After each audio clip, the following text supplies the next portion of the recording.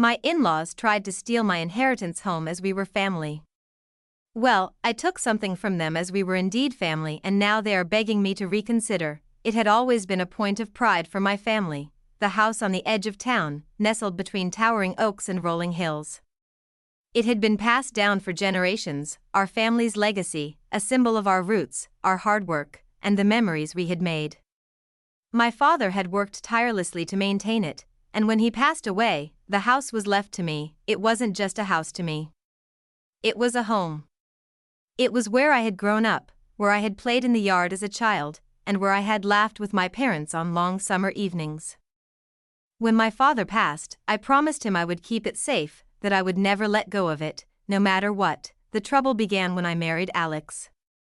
At first, it wasn't a big deal. His family, the Millers, were well off, and they had their own wealth to manage. I was content with my life, working as a lawyer, and Alex, a successful architect, was more than happy to support me in my dreams. We lived in the city for a few years before I suggested we move to the house I had inherited, a place I thought we could make our own. The Millers, however, did not share my excitement. It started as a casual comment at a family dinner. That house, his mother had said, her voice dripping with condescension, is old. It's falling apart. You can't really live in a place like that. You deserve something more modern, something that suits you both better. Alex had laughed it off, but I noticed the way his eyes lingered on her. I noticed how she said you deserve, as if she was trying to direct him, to make him see things her way. And that's when the first seed of doubt was planted in my mind. I had assumed my in-laws were just concerned. But looking back, I should have known that something much darker was brewing. It wasn't until months later, when we had moved into the house, that I started to notice the more subtle ways in which Alex's family was trying to undermine me. It began with casual suggestions. You know, his father had remarked one evening, you could sell that place and buy something more practical. We can help you find something better. At first, I dismissed it. My in-laws were wealthy, yes, but they had no right to tell me what to do with my father's legacy. But as time went on, their remarks became more insistent, more pointed. It's not even in the right neighborhood, his mother had said, her tone sharp. You're wasting your money keeping it. Alex didn't push back. I had hoped that my husband would stand by me. After all, this was my inheritance. But instead, he was oddly silent. It wasn't that he outright agreed with them, he just didn't seem to care one way or the other. When I confronted him, asking if he had been influenced by his parents' opinions, he had shrugged it off, as if it wasn't worth the fight, but I knew better. I knew that the Millers wanted the house. They didn't care about its history, its value to me, or the memories it held. They saw it as a way to expand their wealth, a way to take something that wasn't theirs and turn it into something they could profit from. And that, I realized, was the true motive behind their manipulations. It wasn't long before I heard the rumors. My in-laws had been talking to a real estate agent behind my back. They had been appraising the house, trying to see what they could sell it for. They were planning on taking it from me, convincing Alex to pressure me into giving it up. I couldn't believe it at first. How could they? How could they take something so precious from me, something my father had worked so hard for? But the evidence was there, clear as day. And what made it worse was that Alex hadn't said a word. I remember the day I confronted Alex. We were sitting in our living room, the warm glow of the fire flickering in the background. I had just found out about the secret appraisals. I had finally gathered the courage to ask him what was going on. Alex, I said, my voice trembling slightly, why didn't you tell me about your parents looking into selling the house? Why didn't you stand up for me? He looked at me with those tired, almost indifferent eyes. Sophia, they're just trying to help us. They're offering suggestions for our future. They want what's best for us. I couldn't believe my ears. Help us? Alex, this is my inheritance. This is my home. They're not helping, they're trying to take it from me. And you're letting them. His face hardened, and for a moment, I saw a flicker of something, guilt. Perhaps, or maybe fear. But it was fleeting, gone in the blink of an eye. It's just a house, Sophia. We can always get another one. My blood ran cold. The words echoed in my mind, it's just a house. He didn't understand. He couldn't understand. This wasn't just a house, it was my family's legacy. And Alex was willing to let his family tear it away from me. Then maybe you should go live with your parents, I said, my voice sharp, cold. Maybe you should take your side, since that's what you've chosen. He didn't respond. He didn't even try to argue. And that was when I knew. He was complicit. He had chosen his family over me, over my inheritance, and over everything we had built together. After the confrontation with Alex, things only got worse. He withdrew even further, barely speaking to me. He spent more and more time at his parents' house, and when he did come home, he was distant, almost absent. I was alone, and I realized that if I wanted to protect what was mine, I would have to do it myself. I hired a lawyer. I didn't want to, but I had no choice. The Millers were powerful, and I needed to make sure they couldn't take what was rightfully mine. My lawyer confirmed my suspicions. Alex's family had been trying to influence him, offering him financial incentives to sell the house. They were offering him a substantial amount of money in exchange for signing over the house to them. It wasn't just about getting me out of the house, it was about them taking control of everything. And in that moment, I realized I had two choices. I could let them win, let them take my father's legacy, and let them destroy everything I had worked so hard to protect. Or I could fight back. I chose to fight. I found out that the Millers had already approached several potential buyers. The plan was already in motion. They had been moving swiftly, trying to catch me off guard, hoping I wouldn't know what was happening until it was too late, but I wasn't going to let that happen. I wasn't going to be steamrolled by them. I took action.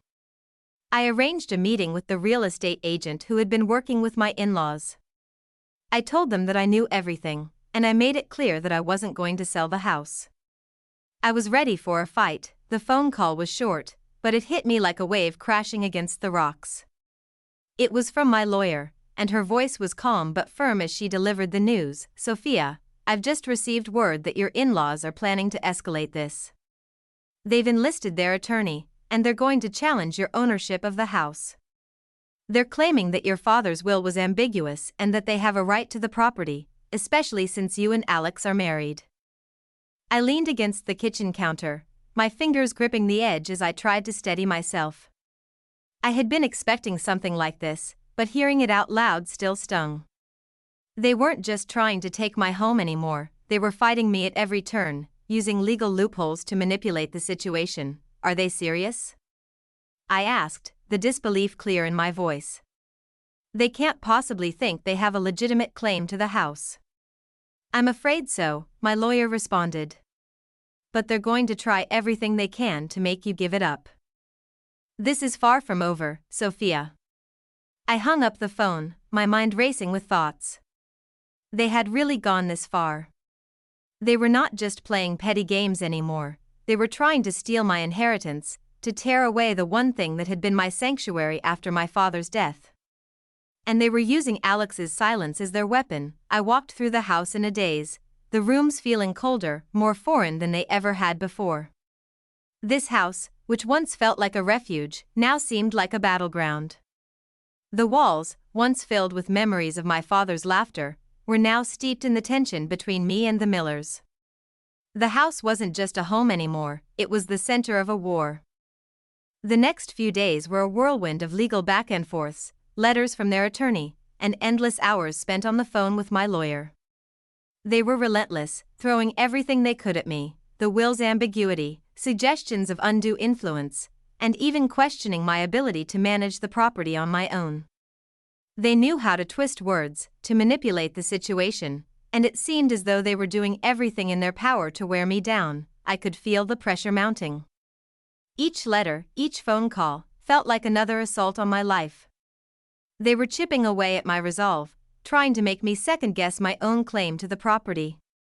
Alex had remained silent throughout all of this. And I could feel my frustration with him grow. He hadn't supported me when I needed him most. He had abandoned me to fight this battle alone, but in that silence, something had shifted in me.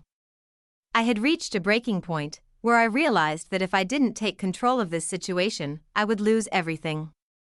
And I wasn't about to let that happen. This wasn't just a fight over property, it was about taking back my power, my voice, and my future. I remember the day I decided to take action. It was a crisp Thursday morning, and I had spent the entire night drafting a letter. It wasn't just a letter of response to their legal claims, it was a declaration. A declaration that I would no longer be a passive participant in this drama. I wasn't going to let them dictate my life or my choices any longer. The letter was simple, but it was powerful. I made it clear that I had no intention of backing down. I stated, unequivocally, that the house was mine, as per my father's will. I referenced specific clauses that outlined my ownership and made it clear that I would fight them to the very end if they tried to pursue legal action. I knew this letter would only escalate the situation, but I was ready for it. I wasn't going to be intimidated. I wasn't going to let the Millers, especially Alex, bully me into giving up what was rightfully mine. I sent the letter that afternoon, and then I waited. I could feel the tension building, and I knew that it wouldn't be long before they would try to retaliate. 3 days later, I got the call I had been dreading. It was Alex. His voice was tight with frustration, his words rushed. "Sophia, why did you send that letter? You're making everything worse. You know this is going to cause more problems, right?" I felt a cold wave of anger wash over me. More problems? Alex, I'm protecting my inheritance. I'm protecting my home. You're the one who's made this a problem by letting your family walk all over me. I'm fighting for what's mine. I heard him sigh heavily. I don't want to fight. But they're going to keep pushing, and you're only making it harder. You're putting me in the middle of this, and I'm not sure how much longer I can take it. I closed my eyes, the words cutting deeper than I expected. You've already chosen your side, Alex. You've chosen your family over me and my father's legacy. So don't talk to me about fighting. I've been fighting for this on my own from the beginning. There was a long silence on the other end of the line. For a moment, I wondered if he was going to apologize. To admit that he had been wrong. But no, he didn't. I'm not going to take sides, Sophia, he said finally, his voice distant, almost resigned. But you're pushing me away, and I don't think you understand how serious this is. I bit back the tears that were threatening to spill. I'm not pushing you away, Alex. I'm just done waiting for you to choose me. The phone call ended, and I stood there in the middle of the living room, staring at the walls that now felt so empty, so cold. The house that I had once loved so dearly now felt like a prison, a symbol of everything I had lost in the process. In the following days, the pressure from my in-laws intensified. They tried every tactic they could think of to break me.